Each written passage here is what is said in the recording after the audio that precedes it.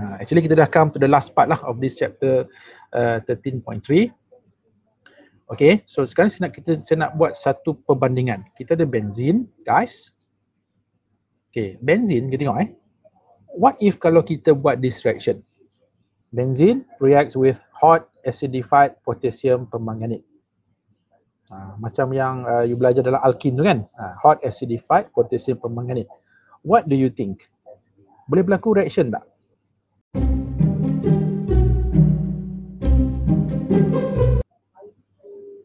Okay, boleh berlaku reaction tak guys? Okay, can benzene be oxidized? So what would you expect kalau kita buat this reaction?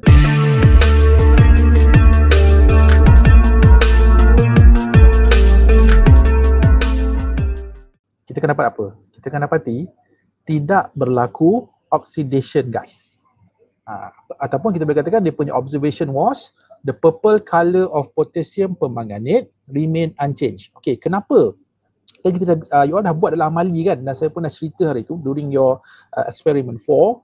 Okay, benzene is not an alkene kan, benzene bukan alkene. Even though there are 3 double bonds there in the ring, you kena faham these 3 double bonds are delocalized. Dia bukannya localized, dia bukan setempat, dia sentiasa delocalized within the ring. Sebab tu dia tidak boleh berlaku addition. Ataupun kita katakan dia tak boleh berlaku reaction sama seperti apa yang berlaku dalam alkin. No, that's why benzene tidak boleh dioksidakan. Benzene cannot be oxidized. However, guys, kalau kita gunakan this compound pula, toluene, dia pula toluene. Okay, toluene, you tengok toluene, kalau kita menggunakan hot acidified KMnO4, kita buat reaction yang sama. Okay, so apa yang berlaku guys dalam this reaction? Surprisingly, apa yang kita dapati untuk toluene, oxidation occurred.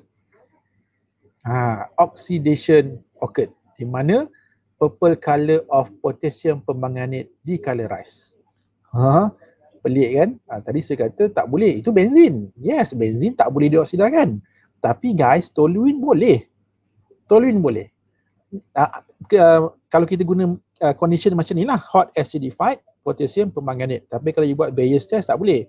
Ini kalau kita gunakan hot acidified potassium permanganate. Sebab kalau Bayes itu you guna cold basic diluted kan, KMnO4. Ini yang kalau kita guna hot acidified KMnO4. Di mana apa yang berlaku adalah purple color of potassium permanganate akan decolorize. From purple dia akan jadi colorless. Kenapa? Tadi bukan saya kata tak boleh berlaku reaction. Ya betul. Itu untuk benzin. Dalam kes toluene, betul guys, reaction tak berlaku dekat ring ni. Ring ni akan remains intact. Benzene ring akan kekal sebagai benzene ring. Guys, apa yang berlaku dalam this reaction actually, reaction tak berlaku dekat ring, sebenarnya reaction akan berlaku dekat this methyl. This methyl. So what do we call this methyl? Ini yang kita sebut sebagai side chain. Side chain. Okay, ini contoh yang pertama. Kita contoh yang pertama. Contoh yang kedua, kita menggunakan compound yang sama juga, benzene. Okay, kali ini kita buat bromination plus. Kita nak balaskan dengan bromine in inert solvent under sunlight. Okay, normally bila kita buat bromination, apa kita nak observe? What happened to the reddish brown color of bromine kan? Itu apa kita nak observe. Jadi untuk benzene ni guys, kalau kita buat this reaction, you akan dapati reddish brown color of bromine remain unchanged. However, untuk toluene, kita buat reaction yang sama, bromine in inert solvent expose dia under sunlight, apa berlaku adalah reddish brown color of bromine decolorize. Ini you dah buat dalam eksperimen 4, dah dibuktikan kan dalam eksperimen 4 minggu lepas yang you dah buat benda ni kan. Okey, kenapa? Sama juga sebab reaction tak berlaku dekat ring. Okey, reaction tak berlaku dekat ring.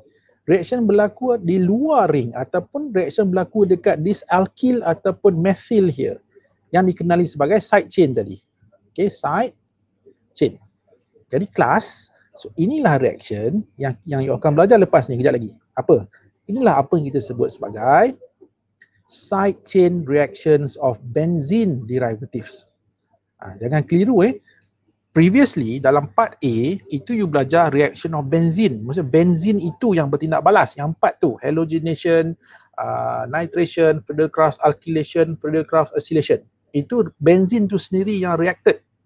Dalam kes yang part B ni, kita nak tengok pula reaction yang tak berlaku dekat benzin, reaction yang berlaku dekat side chain pada benzin derivatives. In this case toluene lah, kalau ikut syllabus yang belajar alkyl benzin. Alkyl benzin. Apa contoh alkyl benzin? Toluene tadi. Okay, so inilah apa kita nak tengok untuk the last part of this chapter. Okay, so you guys ready? So kita tengoklah yang pertama. Right, so side chain reactions of benzene derivatives guys. Okay, kita ada dua sebenarnya. First is oxidation of alkyl benzene dan second adalah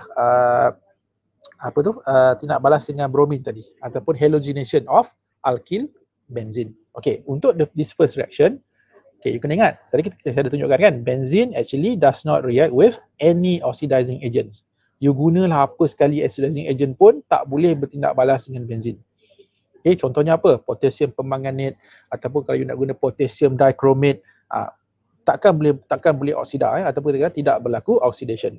However, walau bagaimanapun, sekiranya kalau kita menggunakan alkyl benzene, apa yang berlaku adalah alkyl group pada alkyl benzene itu yang akan undergo this oxidation untuk membentuk carboxyl group.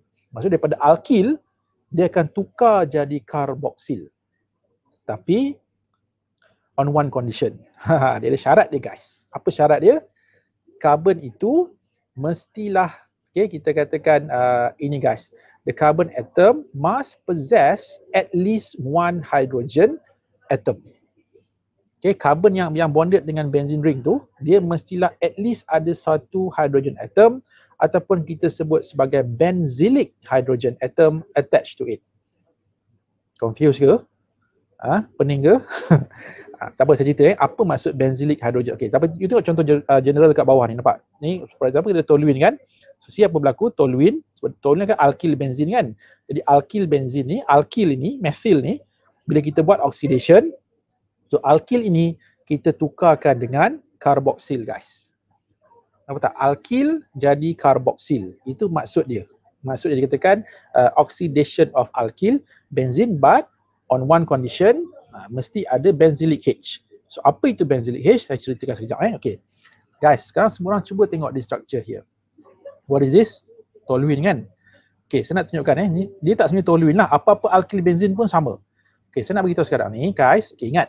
Carbon which is directly bonded to benzene ring. Saya ulang balik Carbon which is directly bonded to a benzene ring. This carbon kita sebut sebagai benzylic carbon. Okay, ingat benzylic carbon. So what is benzylic carbon? Carbon atom which is directly bonded to a benzene ring. Okay, itu yang pertama. And then hydrogen atoms, okay, which is bonded to a benzylic carbon. Ingat, kita panggil sebagai benzylic hydrogen. Saya ulang balik, ini saya dah guna warna merah ni kan, karbon warna merah ni, ini adalah benzylic carbon. Jadi hidrogen yang terikat dengan benzylic carbon, kita sebut sebagai benzylic hydrogen. Okay, clear everyone? Itu beza benzylic H dengan benzylic C. Jadi syarat untuk berlakunya oxidation tadi, alkyl benzene mesti ada at least berapa benzylic H? At least mesti ada one benzylic H. Okey, cuba tengok toluene ni. Toluene ada berapa benzylic H? Toluene ada 3 benzylic H. Jadi kalau toluene ada 3 benzylic H, dia dah melebihi syarat kan?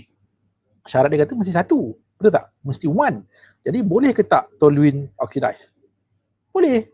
Kan? Boleh. You dah buktikan pun. Maksudnya toluene boleh dioksidakan sebab dia ada 3 benzylic H. Syarat dia mesti ada 1. Okay, so clear itu beza antara benzylic hydrogen dengan benzylic carbon class. Okay, tengok contoh yang lain Saya tunjukkan contoh yang lain. Okay, now let's look at this compound here. Okay, guys, so this compound ada tak benzylic H? Sorry, dia ada benzylic carbon tak? Dia ada berapa benzylic carbon? Dia ada 2 benzylic carbon kan? Ni, this carbon here, nampak dia directly bonded dengan benzene ring.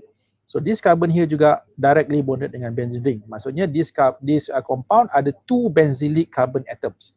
Of course, hydrogen which is bonded to benzylic carbon atoms adalah benzylic H. In this case, Okay, ini benzylic H.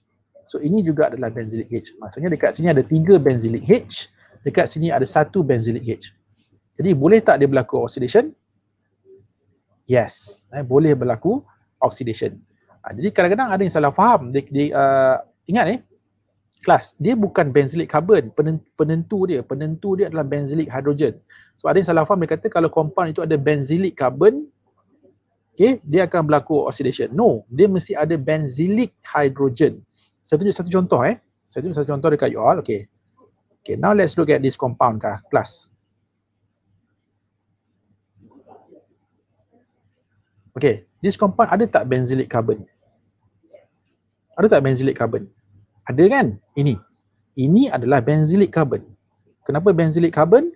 Because this carbon is directly bonded to a benzene ring. But this compound ada tak benzylic hydrogen? Ada tak benzylic hydrogen? No, this compound has no benzylic hydrogen. Walaupun nampak ada hydrogen dekat sini, 3, 6, 9 hydrogen atoms kat luar ni bukanlah terikat dengan benzylic C. Sebab inilah benzylic carbon kan. Benzylic carbon is here. This 3 bukan benzylic carbon. Jadi in this compound, dia ada benzylic carbon tetapi tak ada benzylic hydrogen. Jadi bila tak ada benzylic hydrogen, maksudnya this compound tak boleh dioksidakan. Maksudnya bila kita buat oxidation, let's say you guna potassium permanganate, warna purple, kekal warna purple. No decoloration occurred. Sebab no benzylic H. Sebab tu you kena kenal dulu. Kan, oxidation ni always look for benzylic hydrogen, bukan tengok benzylic carbon. Kadang-kadang ada benzylic carbon tapi tak ada benzylic H. Okay, itu you kena check the structure. So you dah kenal apa beza antara benzylic carbon dengan benzylic hydrogen. Jadi let's look at this example here. Okay, jadi kalau you tengok dekat sini kan, nampak kita ada toluene. Kenapa boleh berlaku oxidation? See, sebab dia ada benzylic carbon, tapi bukan itu kita nak tengok kan, dia ada benzylic H, bukan satu, dia ada 3 benzylic H. Dan apa kita buat? The whole of this alkyl you tukar saja kepada karboksil. Ingat ada saja benzylic H, tukar alkyl itu jadi karboksil. Okay, so guys clear everyone? Okay, jadi syarat dekat sini senang je. You berpegang pada ayat dekat bawah ni. Remember, ingat keep in mind guys, as long as the structure contains at least 1 benzylic hydrogen, so apa yang berlaku adalah di alkyl group, regardless dia chain length, kita convert dia jadi karboksil. Tu saya kata jangan tengok benzylic carbon, tengok pada ada atau tak ada benzylic hydrogen.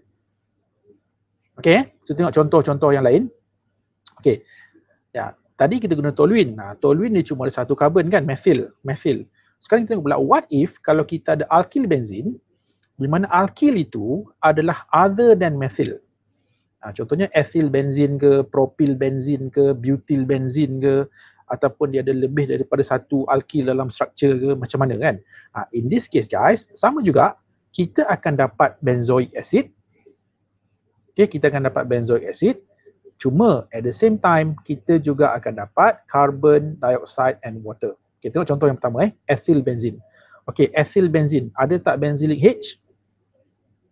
Ada kan? Mana benzylic H? Ini, benzylic hydrogen. Jadi bila ada benzylic hydrogen, boleh tak dioksidakan?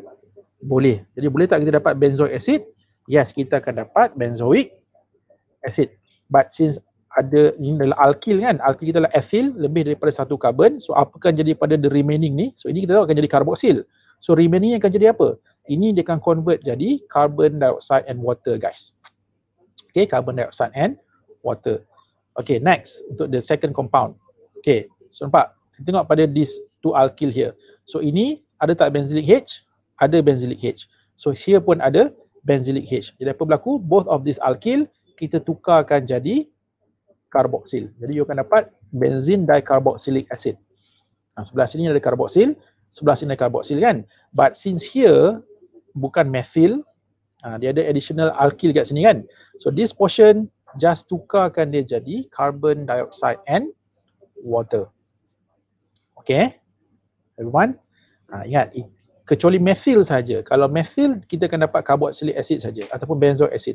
Tapi kalau other than methyl group, sekiranya ada benzylic H, kita akan dapat benzoic acid together dengan carbon dioxide and water. Okay, so kalau tengok contoh yang lain. Okay, seterusnya, what if kalau tak ada benzylic H guys? Macam ni. Ini kita bincang tadi lah, ada tak benzylic H? Dia ada benzylic carbon kan, tapi tak ada benzylic hydrogen. So bila tak ada benzylic hydrogen, you buat oxidation, dapat tak? Okay, so kita dapati no observable changes ataupun the purple color of KMnO4 remains unchanged. Okay, sebab tak ada benzylic hydrogen. Okay, ini pun sama kalau you guys tengok kat sini kan. This compound. Kali ni dia tricky sikit. Dia ada dua alkyl guys sekarang. Okay, so kita kena tengok pada kedua-dua alkyl. Okay, this alkyl ada benzylic carbon. Tapi dia tak ada benzylic H. Okay, alkyl yang bawah. Okay, ada tak benzylic carbon? Ada. Ada tak benzylic hydrogen? Ada. Jadi maksudnya, bila kita buat reaction guys, dekat mana yang akan berlaku reaction? Ini sahaja yang akan berlaku reaction. You akan dapat karboksil, yang atas ini kekal. Sebab apa? Sebab yang atas ini dia punya alkyl tak ada benzylic hydrogen. Okay? So inilah dia yang dikatakan oxidation of alkyl benzene guys.